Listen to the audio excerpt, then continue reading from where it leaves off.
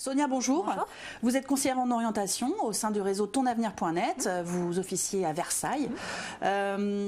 Vous avez dû le voir, et beaucoup de gens dans votre cabinet qui doivent vous le dire, des parents comme des jeunes. On est en plein dans les vœux Parcoursup. Parcoursup fait peur, cette nouvelle plateforme, cette procédure, les angoisses. Mais finalement, est-ce que c'est pas un problème plus d'information sur qu'est-ce que je veux faire et comment je vais y arriver, plutôt qu'en soit techniquement la plateforme qui pose problème? Tout à fait. Tout à fait. Je pense que le problème, il est bien plus là, effectivement, sur en fait l'offre de formation qui existe, que ce soit sur Parcoursup, mais même hors Parcoursup. Et je pense qu'avant de parler Parcoursup, il faut effectivement se dire qu'il n'existe pas une filière, mais plusieurs filières, plusieurs voies possibles pour accéder là où on veut arriver.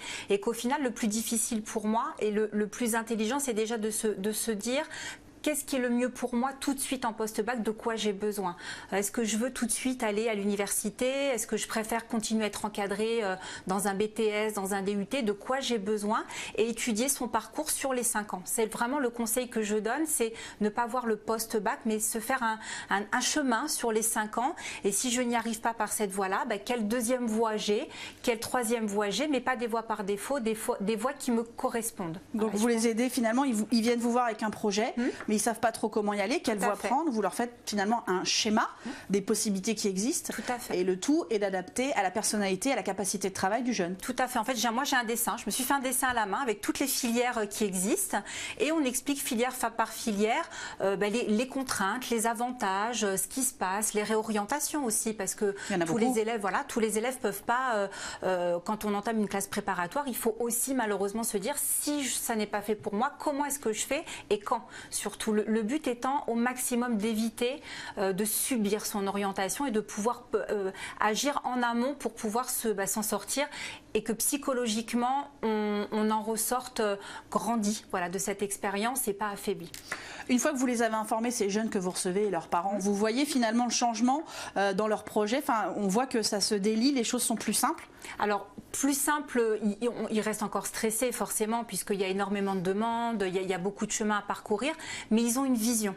Et le fait d'avoir cette vision, ça rassure, et la prise de décision. C'est ce que je dis toujours aux jeunes: prendre une décision, c'est renoncer à d'autres choses, parfois faire le deuil de formation qu'on ne peut pas faire parce que soit on n'a pas les capacités scolaires, soit on n'a pas la personnalité pour le faire. Mais une fois qu'on a pris la décision, on va l'assumer jusqu'au bout et on verra bien ce qui se passe. Et à partir du moment où on a mis toute son énergie à réussir, il n'y a aucun regret à avoir. Et on fait aussi relativiser sur le redoublement. Oui. C'est ce qu'on dit à tout le monde: quand on a 40 ans, avoir passé un an de plus à faire ses études, au final, plus personne s'en souvient. Donc relativiser, dédramatiser ce terme échec qui au final pour moi n'en est pas un. C'est juste, ça fait partie du cheminement aussi de l'orientation, de se dire finalement cette voie-là, elle n'était pas faite pour moi, mais j'en ai tiré ça de positif et ça va me servir pour poursuivre ma voie. Je suis totalement d'accord avec. Tant mieux.